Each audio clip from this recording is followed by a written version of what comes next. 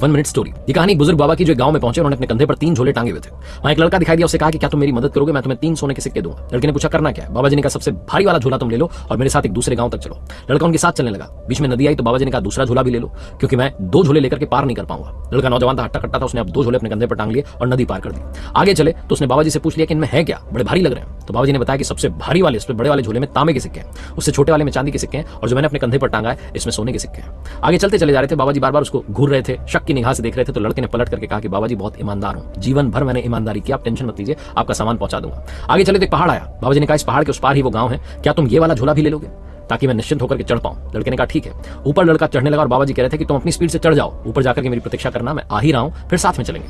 जैसे से लड़का आगे बढ़ता जा रहा था, उसके मन में रावण जाग गया, उसे ला के लेकर के भाग जाता हूं, बाबा मेरा क्या कर लेगा। लड़का दौड़ करके अपने घर पहुंचा, तीनों झोले खोले तो तीनों में पत्थर ही पत्थर थे। एक पर्ची थी जिस पर लिखा था कि बेटा अगर आज मुझे धोखा नहीं दिया होता तो मैं तुम्हें इस राज्य का राजा बना देता, मैं इस राज्य का बूढ़ा राजा हूं जो अपने लिए उत्तराधिकारी ढूंढ